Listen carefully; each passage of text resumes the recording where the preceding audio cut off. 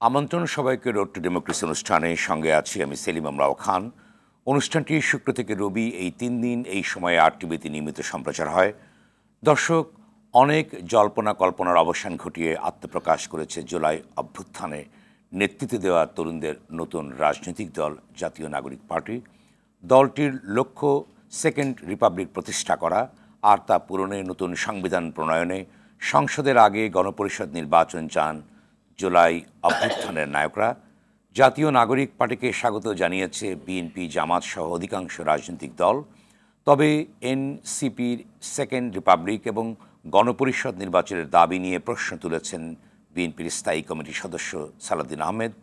একই সাথে চলতি মাসেই জাতীয় নির্বাচনের রোডম্যাপ ঘোষণার দাবিও জানিয়েছেন তিনি।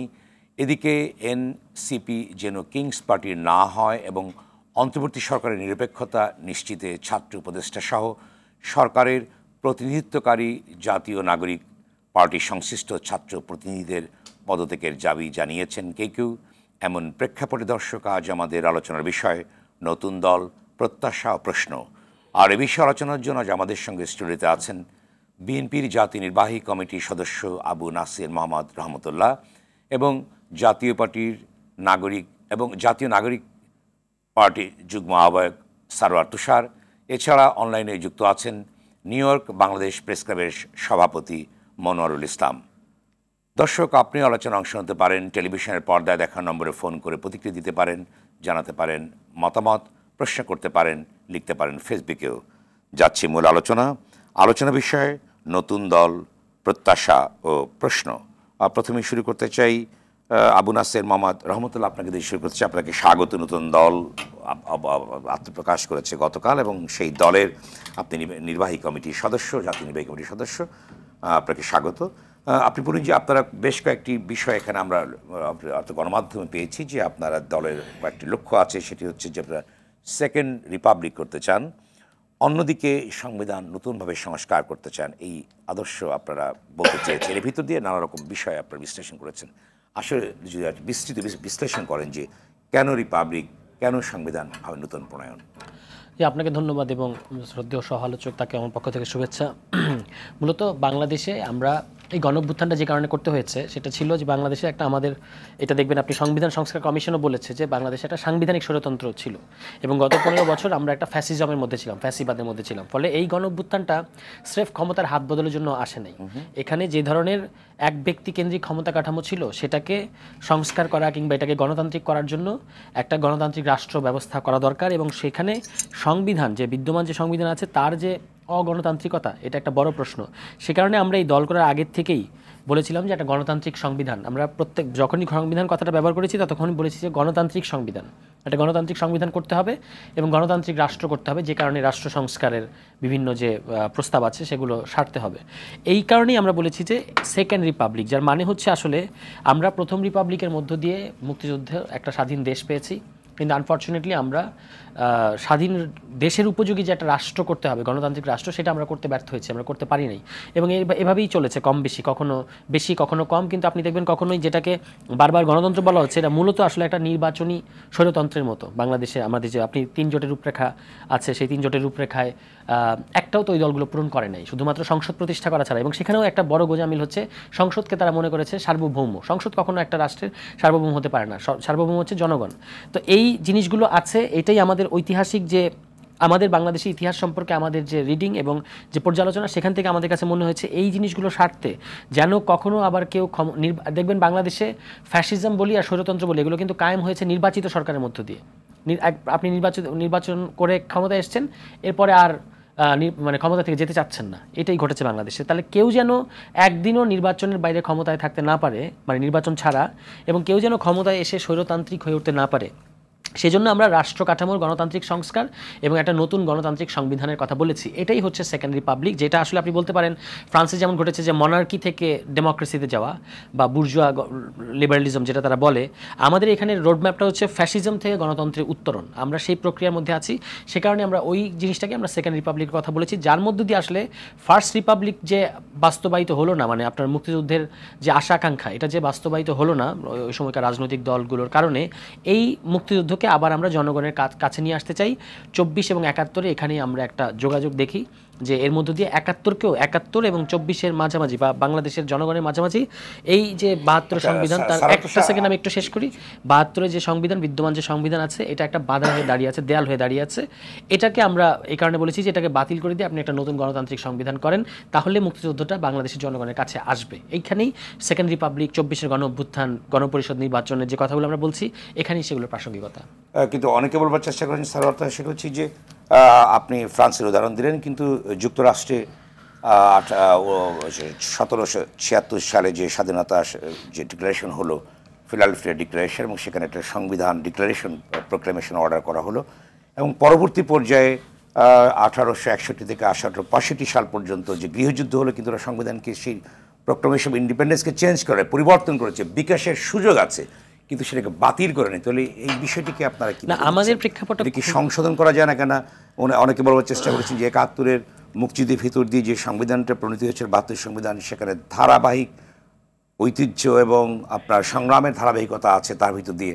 অনেকে বলবার চেষ্টা করেছেন যে এটাকে সংস্কার করা যায় কিনা, বা একবারই তো হয় স্বাধীনতার ভিতর দিয়ে সংবিধান কিংবা প্রোক্লেমেশন অর্ডারকে দ্বিতীয়বার করা যায়। এখানে দুটো কথা। এক নম্বর কথা হচ্ছে, যেভাবে বলা হচ্ছে বা বলা হয় যে 72 সংবিধানটা মুক্তিযুদ্ধের মাধ্যমে অর্জিত, আসলে ঘটনাটা ঠিক উল্টো। আমাদের যে স্বাধীনতার ঘোষণাপত্র, এটাই ছিল আমাদের প্রথম সংবিধান। এই সংবিধানটাকেই পূর্ণাঙ্গ করা দায়িত্ব ছিল পরবর্তী সরকারের, এবং সে কারণেই তখন থেকেই মাওলানা ভাসানী সহ তৎকালীন অন্যান্য যে রাজনৈতিক দল, তাদের দাবি ছিল যে আপনি একটা নির্বাচন দেন, যেটা গণপরিষদ নির্বাচন। আপনি কিন্তু স্বাধীন দেশে কিন্তু সংবিধান প্রণয়ন করার ম্যান্ডেট কিন্তু এই যে যারা সংবিধানটা প্রণয়ন করেছে তাদের হাতে ছিল না। তারা 70 সালে নির্বাচিত যারা, তারাই এই নতুন দেশে সংবিধানটা প্রণয়ন করেছে। ফলে 72 সংবিধানটা আজকাল অনেকেই বলছেন, আপনি দেখবেন ওই সময় থেকে লেখালেখি আছে যে এটা আসলে 71-এর মধ্য দিয়ে অর্জিত যে সংবিধান, প্রথম যে আমাদের ঘোষণাপত্র, যেটা আসলে ইন্টারিম সংবিধান বা একটা সংক্ষিপ্ত সংবিধান, খসড়া সংবিধান, সেটার একটা বিরুদ্ধে একটা কু ঘটেছে হলো এই 72 সংবিধানের মধ্য দিয়ে। এই কারণে হচ্ছে আমরা কখনোই মুক্তিযুদ্ধের যেটা প্রচারণা যে 72 সংবিধানটা হচ্ছে আসলে মুক্তিযুদ্ধের মধ্য দিয়ে অর্জিত, এটা একটা ভুল প্রচারণা। দ্বিতীয় কথা, আপনি যেটা বলেছেন যে আপনার প্রশ্নটা ছিল, আমি একটু যদি আরেকবার বলেন যে না, যেটা একবারই তো হয় স্বাধীনতার সংগ্রাম, জাতীয় রাষ্ট্রের যে আপনি সংশোধনী উদ্ভব জন্ম তো একবারই হয়, এটা কিন্তু সংস্কার করা যায়। সংশোধনী বা যেমন যুক্তরাষ্ট্রের সংস্কার হয়েছে, আচ্ছা, বারবার, যেমন গৃহযুদ্ধের পরে সংস্কার হয়েছে, থেকে আরো ডেভেলপমেন্ট গুলো করা হয়েছে, সেই দিক সুযোগ আছে। অনেকে বলবার চেষ্টা করেন, আমি আপনাকে বলি, বিএনপি 69 দফা সংবিধান প্রস্তাব, মানে সংস্কার প্রস্তাব দিয়েছে, 62 দফা, আমরা দিয়েছি 69 দফা। আপনি যদি একটু ভালো করে, এবং সংবিধান সংস্কার কমিশন অনেকগুলো প্রস্তাব দিয়েছে পূর্ণাঙ্গ, আমরা এটা পড়েছি। এগুলো যদি আপনি ঠিকমতো ইমপ্লিমেন্ট করতে যান, এটা অলমোস্ট একটা নতুন সংবিধান। মানে সংস্কার আপনি সংস্কার করতে পারেন, আমরা হয়তো সংস্কার পর্যন্ত মানে ছাড় দিতে রাজি আছি, কিন্তু প্রশ্নটা হলো পদ্ধতির বিষয়। আপনি এটা, বাংলাদেশে তো সংশোধনী অনেকগুলো হয়েছে, হয় নাই? 17টা সংশোধনী হয়েছে। আপনার কাছে 2/3 থাকলে, যে 2/3টা আসলে আবার হচ্ছে 40% ভোট, টোটাল ভোটারের 40% না, ভোট দিয়েছে যারা তাদের 40%, এত কম সংখ্যক ম্যান্ডেট নিয়ে বাংলাদেশে বড় বড় সব সংশোধনী করা হয়েছে, এবং এই সংশোধনীগুলো ধরে রাখা যায় না। সংশোধনী অলওয়েজ বিচার বিভাগ চ্যালেঞ্জ করতে পারে, অলওয়েজ পরের সংসদ চাইলে বাতিল করতে পারে, কিংবা নতুন সংশোধনী দিতে পারে। এগুলো আমরা বাংলাদেশ ইতিহাসটা কাটলে এটাই দেখতে পাই। এটা হচ্ছে সংশোধনী সমস্যা। ধরা যাক বিএনপি আগামী সরকার গঠন করবে আগামীতে 2/3 নিয়ে, এবং তাদের যে 62 দফা সংস্কার প্রস্তাব সেটা তারা করবে। এরপরে যে সরকার আসবে, বিএনপির পরের সরকার, ধরুন সেটা যে আমরা হই কিংবা অন্য কেউ হয়, তাদের কাছে যদি 2/3 থাকে, তারা কিন্তু বিএনপির 62 দফা সংস্কার প্রস্তাব সংসদে বাতিল করে দিতে পারবে, কারণ তাদের কাছে 2/3 আছে। এইটা হচ্ছে সংসদে গিয়ে সংবিধান সংস্কার করার সমস্যা। এই কারণে আমরা বলেছি যে গণপরিষদ নির্বাচন করেন, যেটাকে আসলে বিচার বিভাগ বাতিল করে দিতে পারবে না, বরং বিচার বিভাগ এইটার ভিত্তিতে পরবর্তী কার্যক্রম পরিচালনা করবে। আপনি একটা নতুন রাষ্ট্রের বা রাষ্ট্র পুনর্গঠন, এই কারণে আমরা দেখবেন রাষ্ট্র পুরোপুরি গঠন করতে বলি নাই, আমরা বলেছি রাষ্ট্র পুনর্গঠন। রাষ্ট্রটা ভেঙে চুরে গেছে, এটাকে পুনর্গঠন করেন, এবং নতুন যে সংবিধান কিংবা সংস্কার করা সংবিধান, ওকে, সংস্কার করা যদি সংবিধানও হয়, এটা হবে পরবর্তী পরিবর্তন করতে। ধন্যবাদ। আমি আবার আসবো সারওয়ার পর্যায়ে। আমি যাচ্ছি আবু নাসের মোহাম্মদ রহমতুল্লাহ। আপনি কি বলবেন, যেহেতু আপনাদের একজন বিএনপি নেতা সালাউদ্দিন আহমেদ বলেছেন যে যেটি তিনি বলবার চেষ্টা করেছেন যে রিপাবলিক এবং গণপরিষদ নির্বাচনের দাবি আর এক ষড়যন্ত্র, এবং তিনি বলেছেন যে এটি তাদের এজেন্ডা হতে পারে, বিভিন্ন দলের রাজনৈতিক এজেন্ডা থাকে, এবং এটি অর্থাৎ বর্তমান জাতীয় নাগরিক পার্টির এজেন্ডা হতে পারে, কিন্তু এটি একটি ষড়যন্ত্র। আপনি কি বলবেন এ প্রসঙ্গে? আপনার বক্তব্য কী আছে? ধন্যবাদ আপনাকে, আপনার মাধ্যমে RTVর দর্শক শ্রোতা বন্ধুদের এবং আমার সহ আলোচক জনাব সরোয়ার তুষার, সেই সাথে আজকে তার সঙ্গে আমার প্রথম দেখা হয়েছে। তার পার্টিও মাত্র গতকালকে ঘোষিত হয়েছে, জাতীয় নাগরিক পার্টি। আমি তাদেরকেও ধন্যবাদ জানাই, স্বাগত জানাই। রাজনৈতিক অঙ্গনে নতুন আরেকটি নাম সংযোজিত হয়েছে। আমরা বহুদলীয় গণতন্ত্রের রাজনীতি যেহেতু বিশ্বাস করি, আমাদের যিনি প্রতিষ্ঠাতা শহীদ প্রেসিডেন্ট জিয়াউর রহমান, তিনিই বহুদলীয় গণতন্ত্রের রাজনীতি প্রতিষ্ঠা করেছিলেন। তো সেই কারণেই আমরা এই নতুন রাজনৈতিক দলকে আমরা স্বাগত জানাই। আপনি সালাউদ্দিন সাহেব এটাকে ষড়যন্ত্র বলেছেন কিনা আমি খেয়াল করিনি। সেকেন্ড রিপাবলিক এই শব্দটার সঙ্গেই আমরা আসলে নতুনভাবে পরিচিত হতে যাচ্ছি। স্বাভাবিক, একটি রাজনৈতিক দল তার নতুন দর্শন, নতুন বক্তব্য থাকবে, নতুন কিছু আসবে, মানুষ জানবে, এটা খুব স্বাভাবিক জিনিস। কিন্তু সেকেন্ড রিপাবলিকের যে ব্যাখ্যাটা, সে ব্যাখ্যাটা কি? আমি যতটুকুন বুঝি বা জানি, 1948 থেকে 52 সাল পর্যন্ত ফ্রান্সের একটা ঘটনাকে কেন্দ্র করে এই 4 বছর মাত্র রাজনৈতিক নেতাদের বিরুদ্ধে বিপ্লবীরা একটা ভূমিকা পালন করেছিল। ওটা কিন্তু পরবর্তীতে টিকে নেই, 4 বছরই তাদের মেয়াদ ছিল। তো একটা ঐতিহাসিক বিষয় যেটার মেয়াদই ছিল 4 বছর, টিকেছেই 4 বছর, সেটাকে আমরা নতুন করে কেন নিয়ে আসছি বা কি কারণে, কি এর মধ্য দিয়ে যদি ভালো কিছু হয় সেটা তো জনগণের কাছে আপনার এটা প্রকাশ করতে হবে নির্বাচনের সময়। না, তারা তো ভালো কিছু করার কথাই বলছে। হ্যাঁ, সেটাই তো। এটা তো আপনার যেমন সে সরার তুষার, সেও বলছিল যে নির্বাচন ছাড়া যেন একদিনও কোনো মানে দল ক্ষমতায় না থাকে বা কোনো সরকার যাতে ক্ষমতায় না থাকে।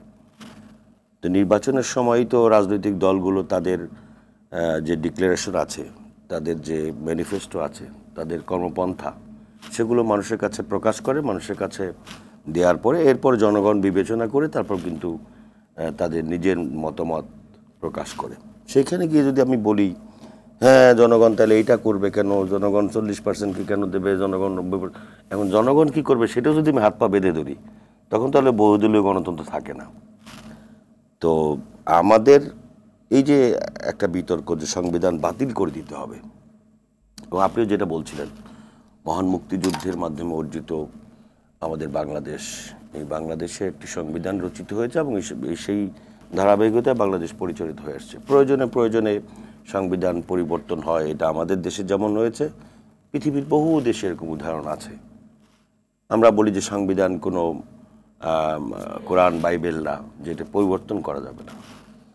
প্রয়োজনের সময় প্রেক্ষাপট অনুযায়ী পরিবর্তন হতেই পারে। সে প্রেক্ষাপটটা, এটা একটা সিস্টেম আছে, পদ্ধতি আছে। পার্লামেন্টে জনগণের রায় নিয়ে ক্ষমতায় এসে পার্লামেন্টে পাশ করে তারপরে আপনার এটা বাতিল করা বা সংযোজন বিয়োজন করা। এখানে যদি আবার বলি যে না আমরা এমন একটা কিছু করব সেটা যাতে ভবিষ্যতে আর কেউ কিছু কোনোদিন করতে না পারে, সেটা তো এক ধরনের ফ্যাসিবাদী চিন্তা। আপনি হাসিনা যে বলতো পার্লামেন্টে বসে, যার যাতে কোনোদিন, অর্থাৎ আওয়ামী লীগ যাতে সারা জীবন ক্ষমতা থাকতে পারেন আর যাতে কেউ পরিবর্তন করতে না পারে। এই যে আমাকে জনগণ আস্থায় রেখে আমাকে যদি জনগণ ভোট দেয়, আমি আমার মতো আমার বক্তব্যটা তো জনগণের কাছে দিয়ে আসব। সে একটা কথা বলেছে যে এরা 3 জোটের রূপরেখা হয়েছিল, ক্ষমতায় এসে সেগুলো বাস্তবায়ন করে না। পুরোপুরি বাস্তবায়ন হয় না তা না, বাস্তবায়ন তো অনেকগুলোই হয়েছে, শুধুমাত্র সংসদ না, শুধুমাত্র সংসদও না।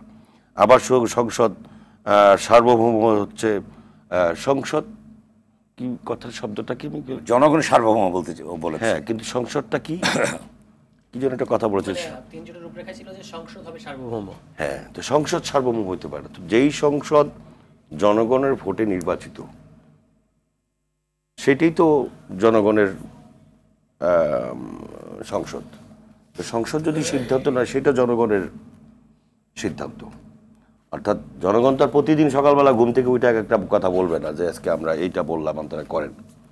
জনগণ 5 বছরের জন্য একটি সংসদ নির্বাচন। তুষার বলবার চেষ্টা করেছেন যে জনগণের ভোটে নির্বাচিত হলেই যে সরকার গণতান্ত্রিক হবে এটি সঠিক না, যদি তার প্রয়োজনীয় সংস্কারগুলো না আনা হয়, এটি বলতে চেয়েছেন। সেই প্রসঙ্গে আপনি কি বলবেন? সেই এবং এই প্রসঙ্গে অবশ্যই আমি একটা বিখ্যাত কথা আছে বাকনিনের, যে জনগণের ভোটে নির্বাচিত সরকারও হতে পারে স্বৈরতান্ত্রিক, সেই জায়গাটি বোঝাতে চেষ্টা করেছি, সেখানে কি সমাধান দেওয়া আমি যায়? তার পক্ষে, তার বক্তব্যের সঙ্গে একমত যে জনগণের নির্বাচিত হলেই যে সে জনগণের গণতান্ত্রিক হবে, স্বৈরতান্ত্রিক আচরণ করবে না, এটা তো আমরা গত 15 বছরের বিষয়টা দেখলেই তো আমরা বুঝি। অর্থাৎ সেই জন্য আমার যে মূল পদ্ধতি, সেই পদ্ধতির বাইরে তো আমাদের যাওয়ার সুযোগ নেই। আপনি সংবিধান বাতিল করে দিবেন, তাহলে তো মহান মুক্তিযুদ্ধকে অস্বীকার করা হয়। প্রতিদিন তো সংবিধান সংশোধন হতে পারে, সংস্কার হতে পারে, কিন্তু বাতিল করা আর গড়া এটা ইচ্ছা করলেই করা যায় না। এটা এবং এটা যদি অনির্বাচিত সরকার হয়, তার ভাষা অনুযায়ী যদি অনির্বাচিত সরকারের মাধ্যমে, প্রশ্নই ওঠে না যে একটা অনির্বাচিত সরকার, এখন যারা ক্ষমতা আছে তারাও কিন্তু অনির্বাচিত সরকার, তাদের কিন্তু ম্যান্ডেট নাই সংবিধান সংশোধন করা বা আপনার সংবিধান বাতিল করে দেওয়ার, কোনোটারই অধিকার তাদের নাই। এবং সেটা মানুষ খুব ভালোভাবে নেবে বিষয়টা তাও না। হ্যাঁ, গায়ের জোরে যদি কোনো কিছু করতে যাই, সেটা আমাদের মনে রাখতে হবে যে গায়ের জোরে কোনো কিছু চাপিয়ে দেওয়া সেটাও কিন্তু ভালো লক্ষণ না। জি জি, ধন্যবাদ। আবারও আসবো। এই পর্যায়ে আমি যাচ্ছি নিউ ইয়র্ক বাংলাদেশ প্রেস ক্লাবের সভাপতি মনোয়ারুল ইসলাম। মনোয়ারুল ইসলাম, আপনি কি শুনতে পাচ্ছেন আমাকে? জি, আপনাকে শুনতে পাচ্ছি। সেলিম উল খান। হ্যাঁ, ধন্যবাদ। দীর্ঘদিন পর আপনার সঙ্গে দেখা হচ্ছে, ধন্যবাদ।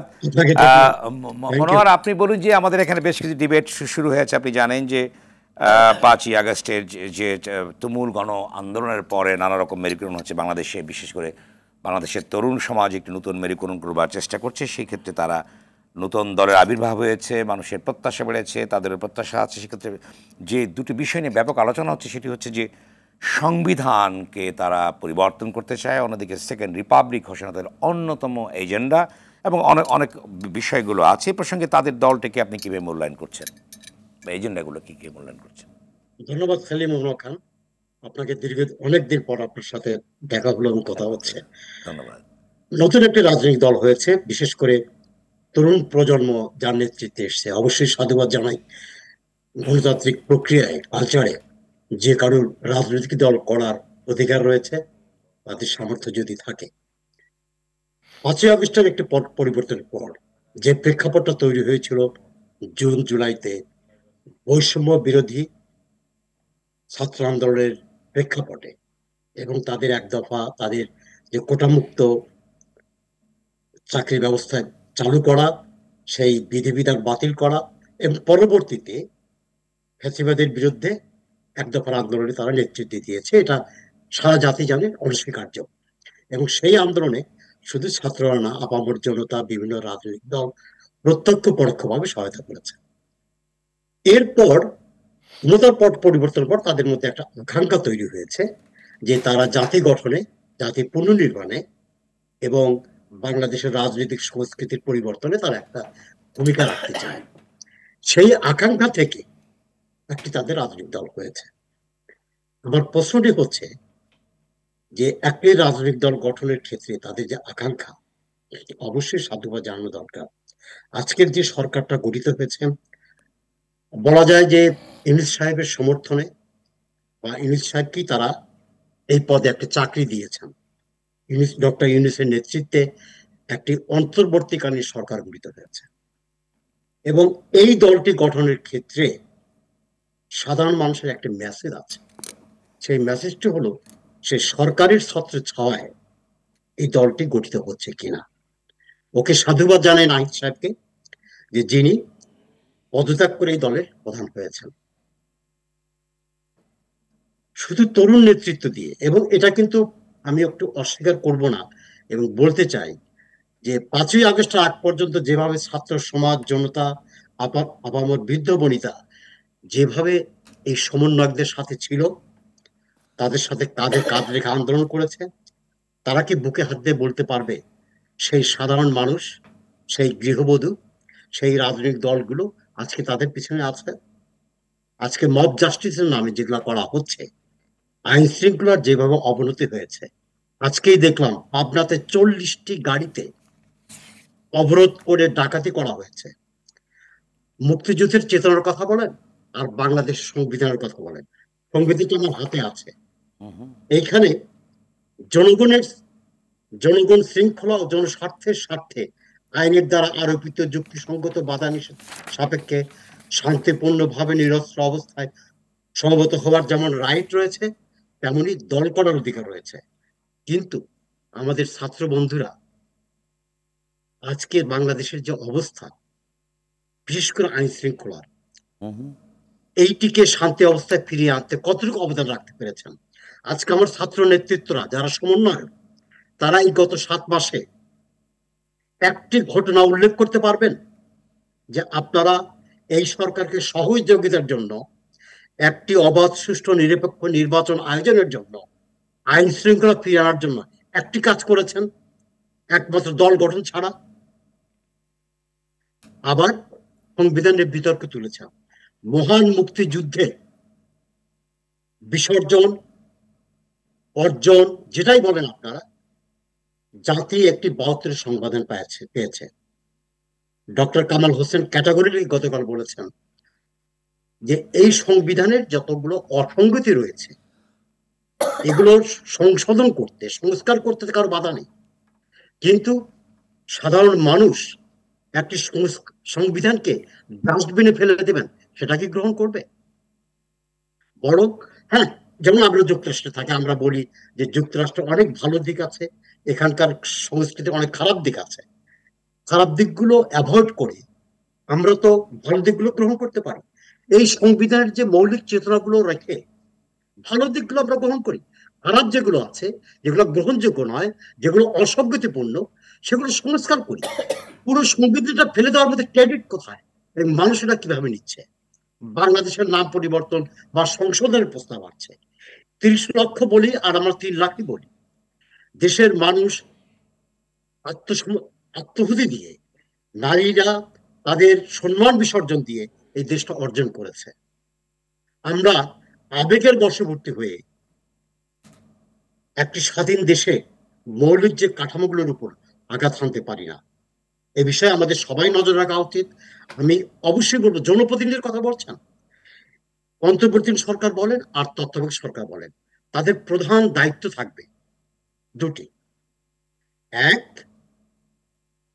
একটি অবাধ, সুষ্ঠু, নিরপেক্ষ এবং গ্রহণযোগ্য নির্বাচনের আয়োজন করা এবং তাদের কাছে নির্বাচিতদের হাতে ক্ষমতা হস্তান্তর করা এবং জবাবদিহিমূলক সরকার গঠনে হেল্প করা। যারা ক্ষমতায় আসবেন তারা সংবিধান সংস্কার নিয়ে কাজ করবেন। দ্বিতীয়ত যেটা বলতে চাই, আইন শৃঙ্খলা নিয়ে। আজকে যে আইন শৃঙ্খলা পরিস্থিতি বাংলাদেশে অবনতি হয়েছে, সেই পরিবেশে কি একটি অবাধ নিরপেক্ষ নির্বাচন সম্ভব? তাহলে বিএনপি চিৎকার করছে অবাধ ও নিরপেক্ষ নির্বাচন যত শীঘ্রই দেওয়া যায় তার জন্য। ইতিমধ্যে একটা বিভাজন তৈরি হয়েছে রাজনীতিতে, জামায়াতে ইসলামী এবং ছাত্র সমন্বয়ক এবং সরকারের একটি অংশ ক্ষমতাকে দীর্ঘায়িত করার জন্য বলে, রাজনৈতিক স্বাভাবিক ধারাবাহিকতাকে দীর্ঘায়িত করার জন্য ওনার সম্পূর্ণ সংস্কারের কথা বলছেন। সেলিম সাহেব একটা কথা, সংস্কার কিন্তু লাইক একটা স্টিল, পাথর না, এটা কিন্তু চলমান, এটা ধারাবাহিক প্রক্রিয়া। আমরা যতটুকু ন্যূনতম সংস্কারের মধ্য দিয়ে একটি সুস্থ অবাধ নির্বাচন করতে পারি সেদিকে এগোনো উচিত। আর যদি পূর্ণ সংস্কারতা বলেন, আপনি লিখে রাখেন, আগামী 5 বছরেও আপনারা একটি জনপ্রতিনিধিত্ব সরকার গঠন করতে সমর্থ হবেন না, একটা নির্বাচন আয়োজন করতে পারবেন না। বরং এই নির্বাচনকে কেন্দ্র করে জাতি বিভক্তে পরিণত হবে। এটা বাংলাদেশিদের, বাঙালিদের প্রত্যাশিত নয়। মানুষ চায়, আমি ঢাকায় ছিলাম গত মাসে, সাধারণ মানুষের সাথে কথা বলেছি, তারা দুইটা জিনিস চাচ্ছে। এক, প্লিজ আমরা শান্তিতে ঘুমাতে চাই, আমরা শান্তিতে বাড়ি ফিরতে চাই, আমরা নিরাপদ সড়ক চাই, আর একটি জবাবদিহিমূলক সরকারের হাতে ক্ষমতা দেখতে চাই, যাদেরকে আমরা ধরতে পারবো যে আপনারা যে ভোট নিয়ে নির্বাচিত হয়েছেন, সেই অদা করেছেন, সেগুলোর বাস্তবায়ন করুন। ধন্যবাদ। আবারও আসবে আপনার কাছে। সারোয়ার তুষার কয়েকটি প্রশ্ন উনি উত্থাপন করেছেন, যে উনি বলবার চেষ্টা করেছেন যে অর্থাৎ স্বাধীনতা সংগ্রামের ভিতর দিয়ে যে সংবিধান গড়ে ওঠে, যেটা আমেরিকাতেও হয়নি, সেটাকে পরিবর্তন সংস্কার করা যায়, কিন্তু তাকে পরিবর্তন বা ফেলে দেওয়া যায় না বলবার চেষ্টা করেছেন একটি। অন্য একটা বিষয় হচ্ছে যে পরিবারতন্ত্রের কথা বলেছেন, যে পরিবারতন্ত্রের বদলে মেধা ও যোগ্যতার মানদণ্ডে প্রতিষ্ঠিত হবে, একটি প্রসঙ্গ আছে। অন্য একটি বিষয় আপনারা বলবার চেষ্টা করেন, যেটা আমি পত্রিকায় পেয়েছি, যা সেটি হচ্ছে যে আমাদের অর্থনীতির সম্পদ একটি নির্দিষ্ট গোষ্ঠীর হাতে পুঞ্জীবিত হবে না, বরং সম্পদের সুষম বন্টন। আপনি মনে হয় এটি এগ্রি করছেন।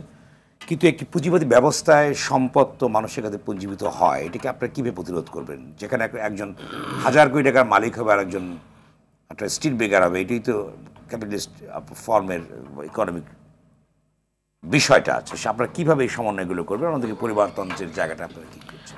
হ্যাঁ, ঠিক আছে। তার আগে আগের কতগুলো প্রসঙ্গ একবার একটু ক্লারিফিকেশন দরকার। আপনাকে বেশি সময় দেব কেন? হ্যাঁ, ভাই যেমন বলেছেন যে এই সরকার কি সংবিধান সংস্কার করবে, আমরা কিন্তু কখনোই বলি নাই যে এই সরকারকে সংবিধান সংস্কার করতে হবে।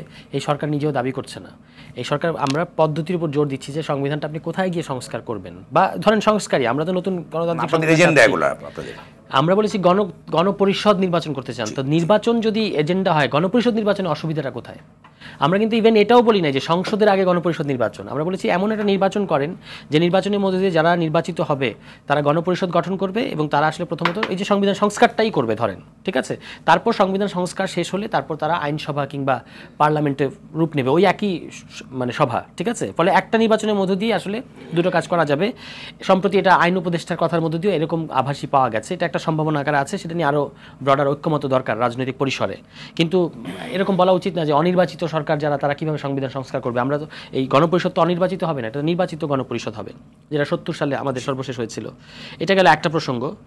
আরেকটা জিনিস হচ্ছে 40টা বাসের যে প্রসঙ্গ ভাই বলেছেন, আমি মনে করি যে আজকে আমরা প্রেস উইং কিন্তু এটা ক্লারিফিকেশন করেছি, 40টা বাসে ডাকাতির ঘটনা ঘটে না, এটা একটু অতিরঞ্জিত করে করা হচ্ছে। 2টা বাসের মধ্যে ঘটনা ঘটেছে, একটা বাইক। হ্যাঁ, এটাকে 40টা বাস দিয়ে বলা হচ্ছে। আজকে আপনি দেখবেন যে বিএনপি তরফ থেকে একটা বিবৃতি দেওয়া হয়েছিল, বোমা হামলা হয়েছে কোনো একটা জায়গায়। তারপর পরবর্তী দেখা গেছে যে বোমা হামলা ওখানে একটা কী যেন একটা বিস্ফোরণ ঘটেছে, এবং ওই যে বোমা হামলা ঘটেছে এটা ধরে নিয়ে তারপর বিএনপি কিন্তু ওই যে তারা সবসময় যেটা বলে থাকে যে আইন শৃঙ্খলা পরিস্থিতি অবনতি, সুতরাং নির্বাচন দিয়ে দেন। তার মানে বোঝা যায় যে আগের থেকে আপনার একটা মাইন্ডসেট আছে, আপনি যে কোনো ঘটনা ওটা করে দিচ্ছেন। এইটা গেল, আর এই দায়িত্ব আপনাদের না, যদি সরকার। হ্যাঁ, এক্স্যাক্টলি। আচ্ছা, আরেকটা জিনিস হচ্ছে যে সংবিধান নিয়ে আবেগের কথা যেটা বলেছেন যে আমাদের আবেগতাড়িত হওয়া যাবে না, আমার কাছে কিন্তু মনে হয় মানে যতই এই বিষয়ে কথা বলছি ততই মনে হচ্ছে 72 সংবিধান নিয়ে যে পজিশন অনেকের, এইটা আসলে একটা আবেগতাড়িত পজিশন। কোনো যুক্তি তারা শুনতে চাচ্ছে না যে এই সংবিধান নিয়ে মানে অবজেকশনগুলো কোথায়। ইভেন সংবিধান সংস্কার কমিশন পর্যন্ত আজকে বলছে যে এখানে একটা এই সংবিধানের মধ্যে দিয়ে একটা সাংবিধানিক স্বৈরতন্ত্র কায়েম করা হয়েছে। আমি নিজে একটা প্রোগ্রামে ছিলাম আলোচক হিসেবে, যেখানে ডক্টর কামাল নিজে এসেছেন, লিখিত বক্তব্য পেশ করেছেন, যেখানে উনি বলেছেন যে আমাদের নতুন সংবিধান, একেবারে এইভাবে কথাটা বলেছেন। আমি আয়োজকদের বলেছিলাম যে আপনারা উনার অনেক বয়স হয়েছে, আপনাদের উচিত হবে এই সংক্ষিপ্ত ওনার যে নোট এটা পাবলিশ করা। ওনারা কোনো একটা রহস্যজনক কারণে সেটা পাবলিশ করেন নাই। এটা কিন্তু এই 5 তারিখের অভ্যুত্থানের পরে ঘটনার কথা আমি বলছি। উনি কিন্তু বলেছেন এই সংবিধান অনেক প্রবলেম আছে, এখন এটা আমরা যে সামনে যে নতুন সংবিধান করব সেখানে এই জিনিস থাকা উচিত হবে না। উনি লিখিত জিনিসটা নিয়ে এসেছেন, ওনার পক্ষে একজন পড়েছে। কিন্তু আশ্চর্যজনকভাবে ওই আয়োজকরা, আমি তাদেরকে এই অন রেকর্ড দোষারোপ করতে চাই যে তারা কোনো একটা, যেহেতু তাদের সম্ভবত তাদের ইন্টারেস্টে বাইরে গেছে ব্যাপারটা, তারা এটার পাবলিশ করেনি, তাদের পক্ষে এটা পাবলিশ করার মানে সুযোগ ছিল। ধরুন আমাদের রাজনৈতিক দলগুলোর মধ্যে একটা যে কোনো একটা কনস্টিটিউয়েন্সির কথা বিবেচনা করেন, ওখানে যদি ন্যাচারালিও কোনো লিডার মারা যায়, তার ছেলে বা মেয়ে এসে সেখানে টেক ওভার করে বা তিনি পরবর্তীতে এমপি হন, তো ওই জায়গাটাতেই তো ওই দলটার আরও 3-4জন আছেন যারা আসলে ওই জায়গাটা যাওয়ার জন্য দাবিদার, তাদের কি হবে? তাহলে আমরা বলেছি যে আপনি শুধুমাত্র আপনার বাবার রেফারেন্সে, মামার রেফারেন্সে, চাচার রেফারেন্সে এসে, পলিটিক্সে এসে হঠাৎ করে এসে পড়বেন। এই পরিবার আমাদের দেখবেন আপনি এনসিপিতে যাদেরকে আপনারা এখন নেতৃত্ব পর্যায়ে দেখতে পাচ্ছেন, কারোর কিন্তু বাবার, চাচার, মামার কোনো কিছু রেফারেন্স নেই, তারা একদম অর্গানিকভাবে উঠে আসা। এইখান থেকে আমরা বলেছি যে পরিবারতান্ত্রিক রাজনীতি হওয়া উচিত না, মানে এটা এমন না, এটা তো আমরা তো ডাইনেস্টির মধ্যে নেই, আমরা ডেমোক্রেসির মধ্যে আছি। তো যারা ডেমোক্রেসির কথা বলেন, নির্বাচনের কথা বলেন, তাদের তো উচিত দলের মধ্যে ওই সম্ভাবনাগুলোর বিকাশ ঘটতে দেওয়া, তো সেটা ঘটে না। এইখান থেকে আমরা এই কথাটা বলেছি আর কি। তারপর হচ্ছে আপনার অর্থনীতি যে প্রশ্নটা বলেছেন, যেটা ঠিক, ক্যাপিটালিস্ট সিস্টেমে তো আর আমরা একেবারে মানে মাথা কেটে সমান করে দিতে পারবো, ঠিক আছে। কিন্তু আমাদের এখানে কি ঘটছে, এখানে তো ক্যাপিটালিস্ট পদ্ধতিতে যেভাবে আপনার ধরেন একটা শোষণের যে বাস্তবতা, এটা কিন্তু এখানকার বাস্তবতা না, যে আপনি ইনভেস্ট করছেন, তার মধ্য দিয়ে আপনি শ্রমিকের শ্রমটা ব্যবহার করে নিজে ফুলে ফেপে উঠছেন এবং তাকে একটা ন্যূনতম মজুরি দিয়ে শোষণ করছেন। এটা কিন্তু বাংলাদেশের বাস্তবতা না। এখানে একটা লুটেরা অর্থনীতি, লুটপাট পাচার করা, মার্কেন্টাইল পুঁজি, যেটা লুটেরা পুঁজি, এবং জাতীয় পুঁজিকে আপনারা কিভাবে, এবং এটা কি হচ্ছে যে আপনি এটা দেশ থেকে টাকাটা পাচার করছেন বাইরে, ঠিক আছে। সো আমরা এখান থেকে বলেছি যে আমরা মিনিমাম একটা ক্যাপিটালিস্ট সিস্টেমের মধ্যেও যে ধরনের না তুষার, এখানে অনেকে বলার চেষ্টা করছে, আমি বলি আপনার স্পিড টাইম বুঝতে পেরেছি যে মার্কেন্টাইল পুঁজি বা লুটেরা পুঁজির ধরনই হচ্ছে সে পাচার হয়ে যাওয়া কিংবা নানা কিছু হওয়া, কিন্তু ন্যাশনালিস্ট পুঁজি, জাতীয় পুঁজি কিন্তু দেশে থাকে, সেই জায়গাটি আপনার কি কাজ করবে অনেকে বলছে। এক্স্যাক্টলি, হ্যাঁ। আমরা তার মানে হচ্ছে আমরা আমাদের একটা কথা আছে এরকম যে এখন আপনি দেখবেন যে ধরুন ভোজ্য তেল কিংবা অন্য যে কোনো একটা পণ্য, এটা একটা দুইটা কোম্পানি আসলে নিয়ে আসে এবং তারপর সারা দেশে ডিস্ট্রিবিউটেড হয়। ফলে এটা এবং তারা আসলে কোনো না কোনোভাবে সরকারের সাথে, রাজনৈতিক সরকার যারা থাকে তাদের সাথে কানেক্টেড থাকে। সো আমরা এখান থেকে বলেছি যে এটাকে আরও প্রতিযোগিতামূলক করা দরকার এবং সবাই চাকরির পেছনে ছোটে এর না করে আমরা ক্ষুদ্র মাঝারি উদ্যোক্তা, তরুণদের মধ্যে প্রচুর পরিমাণ উদ্যোক্তা তৈরি করতে চাই। সেটার জন্য আমরা যদি সরকারে যেতে পারি, আমরা ইনসেন্টিভ দেব এবং সেখান থেকে আরও কর্মসংস্থান তৈরি হবে। শুধুমাত্র ভর্তুকি না, আরও কর্মসংস্থান তৈরি হবে। মানে আপনার অর্থনীতিটা আরেকটু মানে ফ্লেক্সিবল হবে, যেখানে অনেক বেশি প্রতিযোগী কিংবা অনেক বেশি অ্যাক্টর থাকতে পারবে। সব অলিগার্ক থাকার দরকার নেই, কিছু ছোট ছোট মানে প্রতিষ্ঠান থাকবে। এই আমরা বলেছি যে এর মধ্যে দিয়ে চাকরিও তৈরি হবে, আবার লোকজন হচ্ছে উদ্যোক্তাও হতে পারবে। এরকম একটা ক্যাপিটালিস্ট সিস্টেমের মধ্যে যতটুকু ন্যায্যতা তৈরি করা সম্ভব ততটুকু যদি আমরা করতে পারি, সেটা আসলে অনেক দূর এগিয়ে নিয়ে যাবে আমাদেরকে। এটা হচ্ছে আমাদের প্রাথমিকভাবে আমরা এটুকু ভাবতে পেরেছি, কারণ আমরা জানি যে এমন কিছু বলে লাভ নেই যেটা আসলে করা সম্ভব হবে না। কিন্তু ক্যাপিটালিস্ট সিস্টেমের মধ্যে তো এরকম এইভাবে মানে রাজনৈতিক ক্ষমতা ব্যবহার করে, মানে অর্থনৈতিক আইনগুলো ব্যবহার করে এমনভাবে দুর্নীতি, এমনভাবে লুটপাট, এমনভাবে মানে পাচার তো করা সম্ভব না, মানে করতে পারা উচিত না। এগুলো আমাদেরকে আটকাতে হবে। এটা হচ্ছে আমাদের অর্থনৈতিক পরিকল্পনার মধ্যে প্রায়োরিটির মধ্যে আছে। আর আরেকটা তো যেটা পরিবারতন্ত্র নিয়ে বললাম সেটা আছে, দুর্নীতি ঠেকানো, এরকম আরও অনেকগুলো। মানে আচ্ছা, আমি ছোট একটা প্রশ্ন করি, অনেকের প্রশ্নই করে আমি আপনাকে করছি যে জাতীয়তাবাদ প্রশ্নে আপনাদের কি অবস্থান আছে? মানে জাতীয়তাবাদ ধরুন আমাদের এখানে একটা হলো বাঙালি জাতীয়তাবাদ, এর প্রতিক্রিয়া আবার দাঁড়ায় মুসলিম জাতীয়তাবাদ। আমরা এগুলো থেকে বেরোয় যেতে চেয়েছি যে এগুলো আমাদের দেশকে বিভক্ত করছে। আমরা সিটিজেন হিসেবে আমরা যে সংবিধান সংস্কার কমিশনের প্রস্তাব দিয়েছি, সেখানে আমরা বলেছি যে আমরা বাংলাদেশের সবাই নাগরিক হিসেবে বাংলাদেশি। এর বাইরে অনেকে সবার যার যার জাতি পরিচয় থাকে। তাহলে বাংলাদেশীও তো একটা জাতীয়তাবাদ না, ঠিক, এটাকে আমরা জাতীয়তাবাদ অর্থে বলতে চাই না। কেন বলতে চাই না? আমরা বলতে এটা আমাদের রাষ্ট্রীয় পরিচয়। কিন্তু জাতীয়তাবাদের সমস্যা হচ্ছে যে এটা সবসময় আপনার মধ্যে রাষ্ট্রকল্পনা তৈরি করে না। এটা মানে যদি আপনি তাদের লোক হন যারা এটা প্রস্তাব করছে, তারাই একটা বেনিফিট পায়, এর বাইরে সবাই এক্সক্লুডেড হয়। জাতীয়তাবাদ কিন্তু এসেনশিয়ালি একটা অপর তৈরি করে। আমরা আমাদের ঘোষণাপত্রে বলেছি যে আমরা কোনো বাংলাদেশের জনগোষ্ঠীর কোনো অংশকে অপরায়ণের মধ্যে ফেলতে চাই না। এই কারণে সবার পরিচয়, এখানে দেখবেন এখন কনস্টিটিউশনালি সবার পরিচয় হচ্ছে মানে সব নাগরিককে বাঙালি হইতে বলা হয়েছে। তুষার, অনেকে বলা, এই ডিবেটে আপনাদের অনেকে বলবার চেষ্টা করেছেন যে অর্থাৎ 17th সেঞ্চুরির আগে কিন্তু জাতীয়তাবাদের ধারণাটা ছিল না, রাইট। এটা পোস্ট মডার্ন একটা প্রি মডার্ন একটা কনসেপ্ট, এবং 17th সেঞ্চুরিতে emergence of capitalism, expanding of যেটাকে বলা হয় কলোনিয়ালিজম, এবং to growth of middle class, এবং মিডল ক্লাসের পার্টিসিপেশন ডেমোক্রেসিতে, নির্বাচনে, ছোট ছোট রাষ্ট্র মিলে বৃহত্তর রাষ্ট্র, ইনক্লুসিভ ন্যাশনালিজম এবং সেকুলারিজম হচ্ছে মডার্ন স্টেটের ভিত্তি। সেই জায়গাটাতে আপনারা কীভাবে মূল্যায়ন করবে? সেটা ভিত্তি, অর্থাৎ আপনি যেভাবে মুসলিম জাতীয়তাবাদ এবং 30s যেটা ইনক্লুসিভ এক্সক্লুসিভ ন্যাশনালিজম কিন্তু বিপর্যয় ডেকে এনেছে, হিটলারের সেই, আপনি গ্যাস চেম্বারের কথা জানেন। কিন্তু একটি জাতিরাষ্ট্রের জন্য যে ন্যাশনালিজম, যেটা মডার্ন কনসেপ্টে, এই জিনিসটা না থাকলে প্যাট্রিয়টিজমের সৃষ্টি হয় না। মডার্ন কনসেপ্ট যেটা, সেখানে আপনারা কেন কন্ট্রিবিউট করছেন? না, এক নম্বর কথা হচ্ছে যে এখানে স্টেট হলেই তাকে সিটিজেন হইলে কি একটা দেশের জাতীয়তা হলেই তাকে নেশন স্টেট হতে হবে, এই ধারণাটা আমরা পেয়েছি ইউরোপের কাছ থেকে, এবং এটা ডেভাস্টেটিং হয়েছে আমাদের জন্য। কিভাবে? আপনি 47-এ এখানে ভারতবর্ষের সব মুসলমান এক জাতি, সব হিন্দু আরেক জাতি, এরকম একটা জায়গায় দ্বিজাতি তত্ত্ব আমরা করেছি, ঠিক আছে? অথচ ভারতবর্ষের সব মুসলমানরা এক জাতি না, সব হিন্দুরা এক জাতি না। এই যে রাষ্ট্র হলেই জাতি রাষ্ট্র হতে হবে, ইনক্লুসিভ ন্যাশনালিজম বলা হয়, এটা সবার পার্টিসিপেশন। হ্যাঁ, আপনি ইনক্লুসিভিটির কথা বলেন। এবারও সংবিধান সংস্কার কমিশন বহুত্ববাদের কথা বলেছে, মানে যেটা ইংরেজিতে প্লুরালিজম, যেটা হচ্ছে সকল জাতিগোষ্ঠীকে, এবং তারা এটা ব্যাখ্যা দিয়েছে কিন্তু যে একটা রাষ্ট্রের মধ্যে যত ভাষা আছে, যত জাতি আছে, যত ধর্ম আছে, সবাই মিলেই একটা রাষ্ট্র। এটার কথা বলেন আপনি, অসুবিধা নাই। কিন্তু আমাদের এখানে যে বাঙালি জাতীয়তাবাদ যেটা ডমিনেট করেছে এতকাল, এটা আসলে একটা এক্সক্লুশনারি। সে শুধুমাত্র অন্যান্য জাতিগুলোকে এক্সক্লুড করে তা না, বাঙালিদের মধ্যেও আপনাকে বলে যে আপনাকে হয় বাঙালি হতে হবে অথবা মুসলমান হতে হবে। এরকম একটা বাঙালি বনাম মুসলমান এই এক ধরনের বাইনারি তৈরি করে, যেটা আসলে মানে ভিত্তিহীন একটা বাইনারি। এখানকার এই অঞ্চলের মুসলমানরাই তো বাংলা ভাষার জন্য এত কিছু করলো এবং তারা একটা রাষ্ট্র করলো ইভেনচুয়ালি। সুতরাং এই জিনিসগুলো থেকে বের হওয়ার জন্য, এই বাইনারিগুলো থেকে বের হওয়ার জন্য আমাদের প্রজেক্টটা হচ্ছে যে আপনাকে একটা অখণ্ড রাজনৈতিক জনগোষ্ঠী হতে হবে, পলিটিক্যাল কমিউনিটি। এই পলিটিক্যাল কমিউনিটির মধ্যে অনেক ধরনের মানুষ থাকবে, অনেক ওরিয়েন্টেশনের মানুষ থাকবে, তাদেরকে আমরা একটা গ্লুয়ের মধ্যে আটকে রাখবো একটা স্টেট করার মধ্য দিয়ে। সেটাই হচ্ছে আমাদের গণতান্ত্রিক রাষ্ট্র প্রকল্প, এবং এইখান থেকে আমরা জাতীয়তাবাদ ধারণাটাকে অত বেশি মানে সামনে আনতে চাই না। ধন্যবাদ। জনাব মোহাম্মদ রহমতুল্লাহ, আপনি কি বলবেন এই প্রসঙ্গে?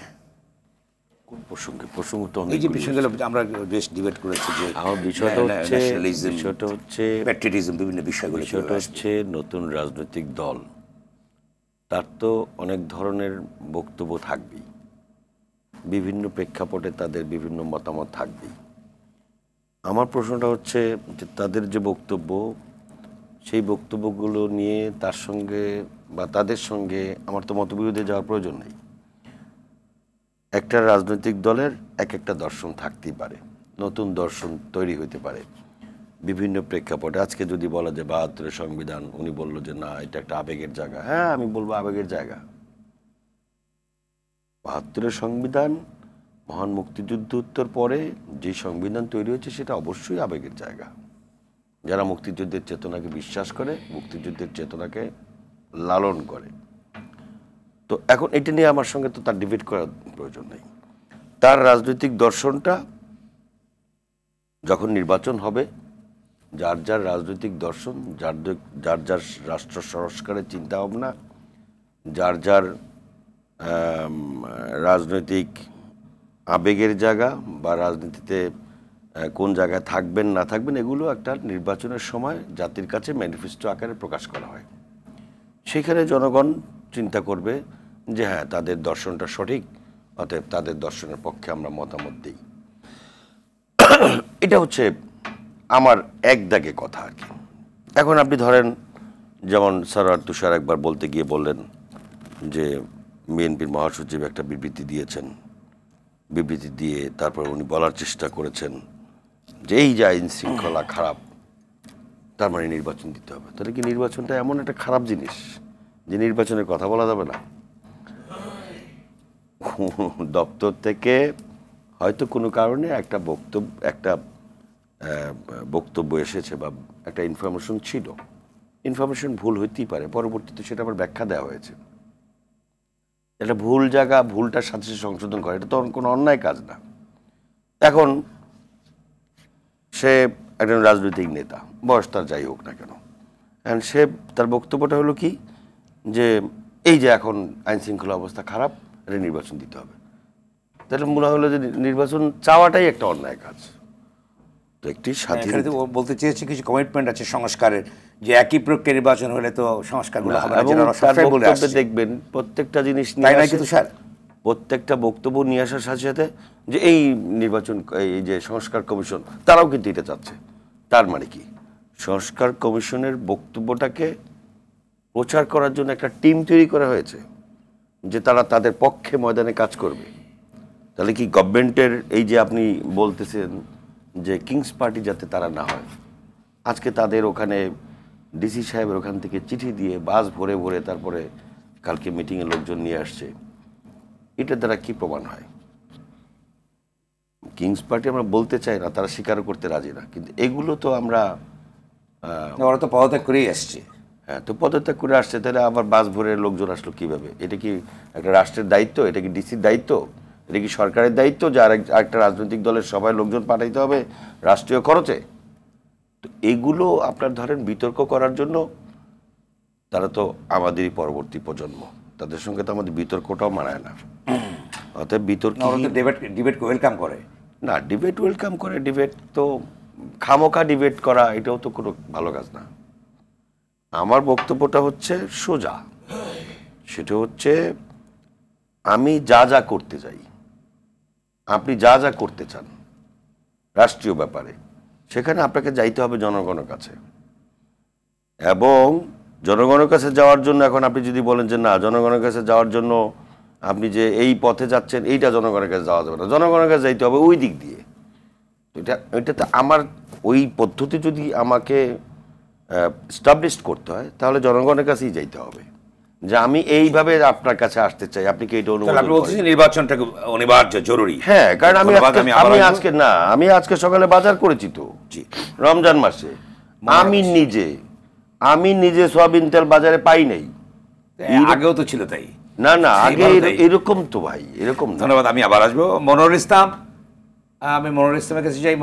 মনোয়ারুল ইসলাম, হ্যাঁ, এই যে ডিবেটটা হচ্ছে, আমরা নানা বিষয় নিয়ে কিন্তু ছাত্র নেতা যিনি আছেন সারোয়ার তুষার তার ব্যাখ্যাগুলো দেবার চেষ্টা করছেন, মানুষের সামনে আমাদের দিতে চেষ্টা করছেন, এবং এই বিষয়ে আপনি কি বলবেন?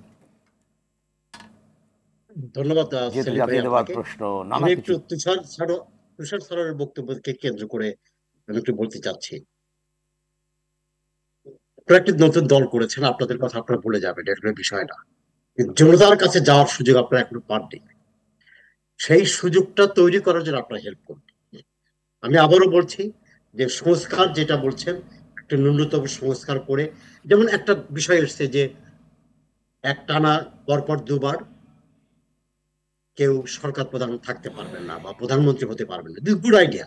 কারণ একটা ব্যক্তি যখন দীর্ঘ সময় ক্ষমতায় থাকে, তার মধ্যে একটা ফ্যাসিবাদী চরিত্র জেগে ওঠে।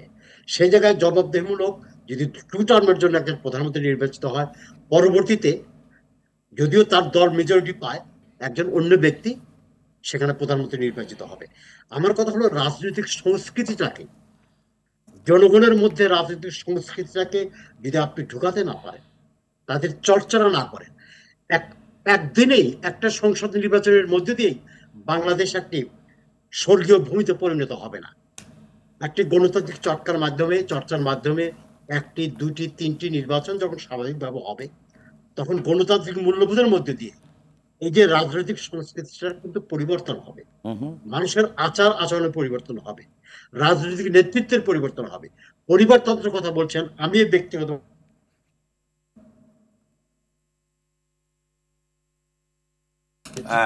বেরিয়ে আসে, জি, তাকে আটকানোর কোনো আইন করে তাকে হাত পা বেঁধে দেওয়ার কোনো শক্তি বা কারণ নাই। জনগণ যদি তাকে চায়, তার কর্মকাণ্ড যদি মানুষ চায়, তার যদি মেধা থাকে, সে যেগুলো পরিবার থেকে আসুক না কেন, সে আগামী নেতৃত্ব দিবে। সুতরাং পরিবারতন্ত্রের বিরুদ্ধে স্লোগান দিতে গিয়ে তার হাত পা বেঁধে দাও, তার মৌলিক অধিকার হরণ করার কোনো রাইট নেই। আমি আরেকটা বিষয় যেটা বলছি, আমি সরোয়ার তুষারকে প্রশ্ন করতে চাই, আপনারা তো মানুষের সাথে মিশন রাজনীতি করেন, যে কথাগুলো কানে আসছে আমাদের সাধারণ মানুষের, আপনারা কি জামাত ইসলামের বিটিং হয়ে মাঠে নামবেন?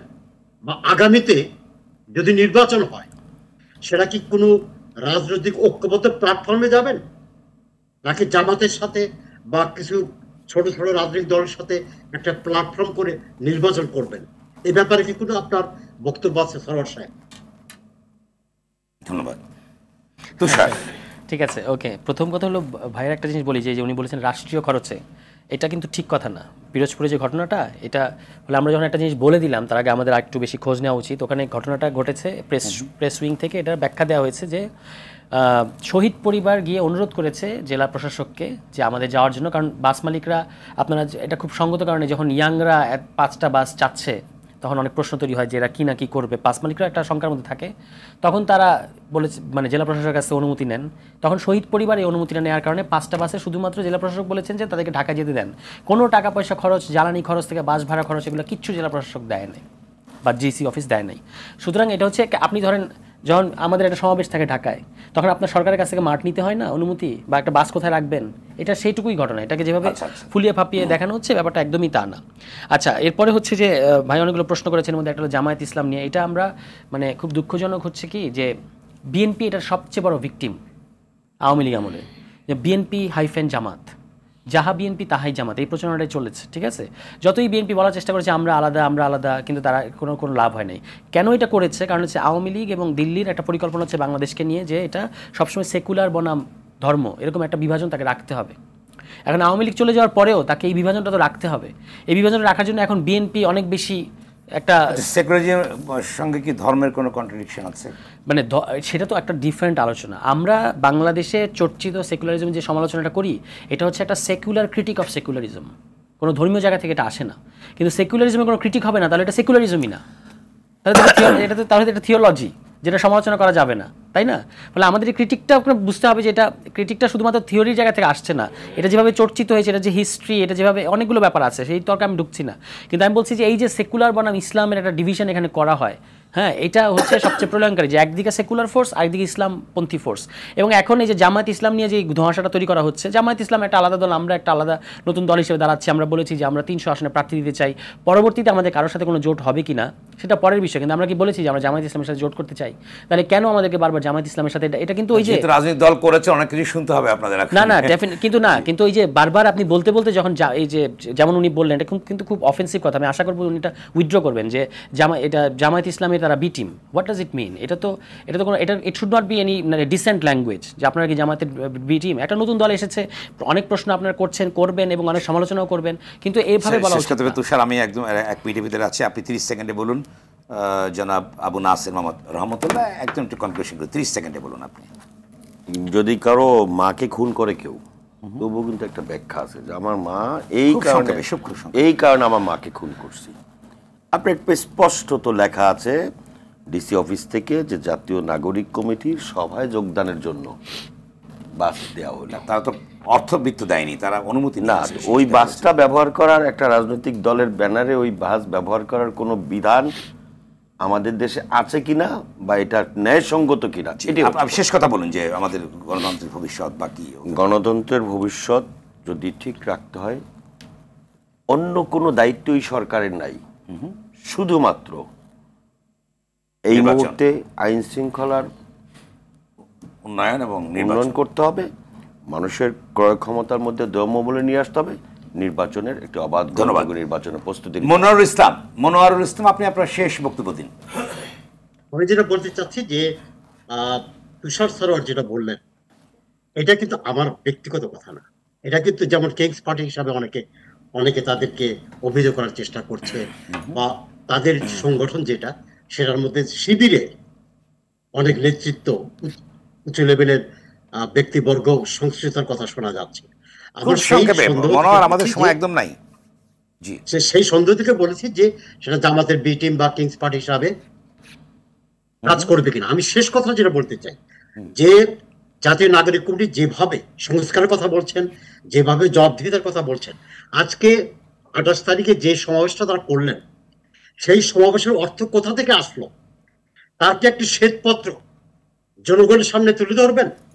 ধন্যবাদ। এই প্রসঙ্গে নিশ্চয়ই আপনি যদি 10 সেকেন্ডে বলুন, যেহেতু আপনাকে বলেছে 10 সেকেন্ড, একদম সময় নেই, যেহেতু বলেছে যে অর্থের উৎসটা। এটা নিয়ে আমি গতকালকেও বলেছি, কিন্তু এটা 10 সেকেন্ডে বলা সম্ভব না। তবুও আমি বলি যে এটা কিভাবে হয়েছে আমরা সেটার হিসাব দেবো, এবং জাতীয় নাগরিক কমিটি গত 6 মাস কিভাবে চলেছে সেটার আমরা একটা হিসাব। ধন্যবাদ আপনাদের তিনজনকে আলোচনা অংশ নেবার জন্য। দর্শক, রোড টু ডেমোক্রেসি আজ এখানে শেষ করছি। সঙ্গে থাকবার জন্য ধন্যবাদ সবাইকে।